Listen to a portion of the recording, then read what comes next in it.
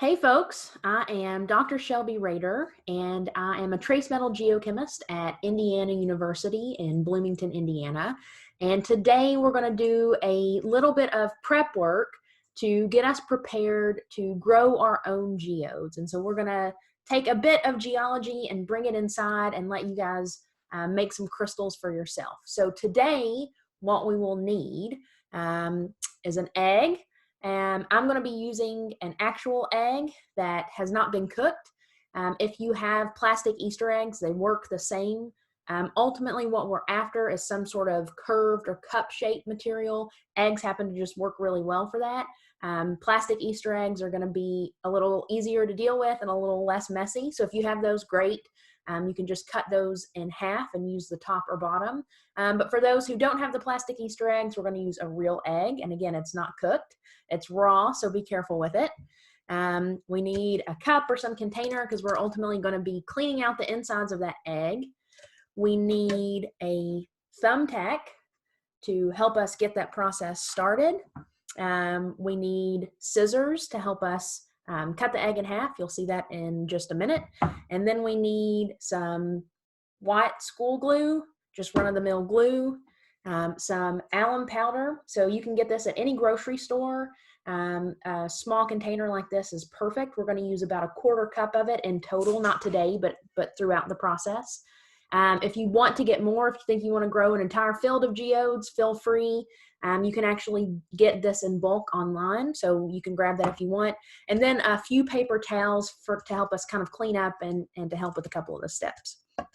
So like I said, what we're going to do today is kind of prep materials to grow our own geodes. And so geodes in nature are these rock structures that are naturally occurring. They're actually very, very prevalent across Kentucky.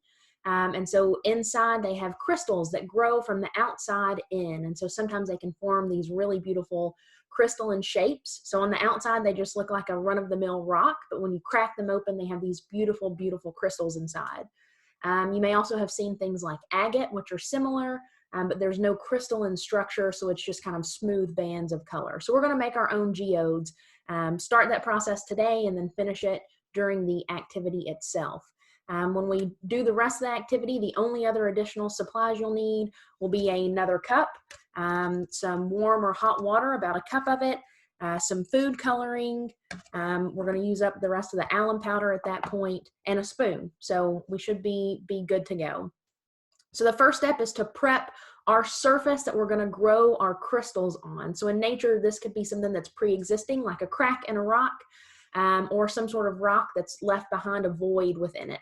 So we don't have that, so we have to make our own. And so this is where the egg comes in. So again, if you have a plastic egg, like an Easter egg, that's fantastic because you can just use it as is, just cut it in half so you have basically 2 cup shapes.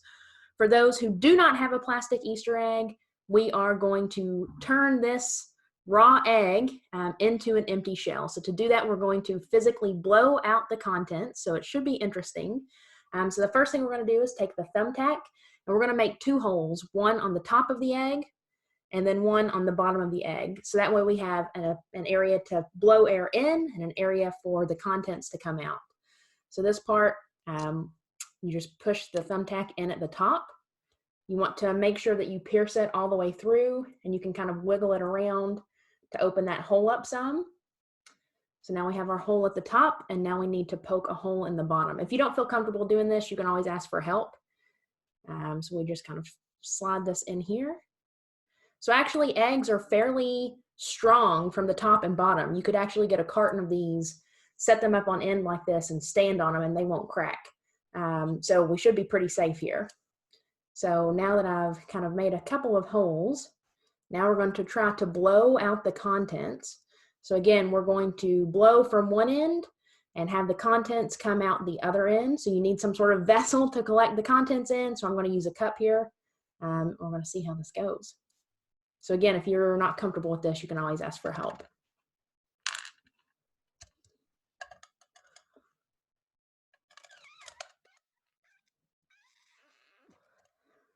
Okay, we're starting to get somewhere.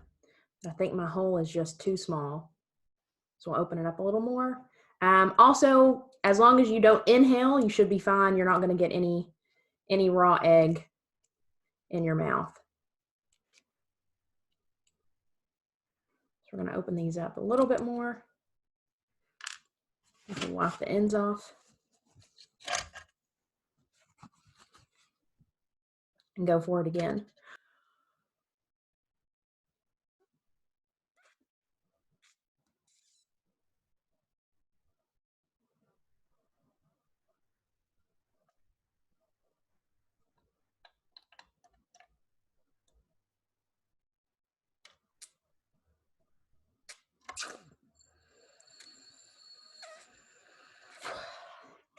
So you can see it takes a little bit of effort. Again, you can kind of open that hole up on the bottom to help with that.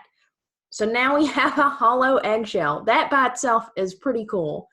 So now what we want to do is basically to open this up. That's where the scissors come in. So we're going to take those scissors. We're going to insert the tips into one end of this eggshell that has the larger hole that we blew out of. And we're just going to cut around the eggshell, hot dog style, if you will, so that we have a long section there. So for that, we just take the scissors, insert them here into the eggshell. This does not have to be perfect by any means. We basically just want to open this up some so that we have two kind of semicircles, two cups that we can work with to start to grow our crystal shells on. You'll see some bits may start to pop off. Like I said, that's fine. We're not looking for something that's perfect. This is why, again, if you have the Easter eggs, you know, those will be a little less messy than this, although it's not as fun. You get to blow out the insides of an egg and have a hollow shell, which is pretty crazy. So we're going to start to just open this up. And there we go. You can see that actually opened up pretty nicely. So now we have two relatively even halves. We're going to just use one of these. If you end up liking this and want to grow more, then you already have the other half to start with. So we'll set the runny egg aside, throw that in a pan and fry it up or scramble it. Don't waste it. Now we're going to take a paper towel and we're just going to clean out the inside of this shell. So there's still some egg left in it. So what we're doing now is we are going to prep this eggshell for crystal growth. To be able to do that, we have to create what are called nucleation sites. And so these are areas where different elements will want to bond and start to form crystals.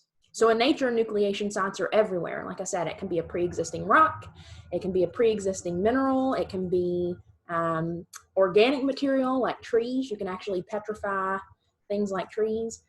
So we need to create our own nucleation site. So we want to kind of prep this egg for that. So this side is now clean.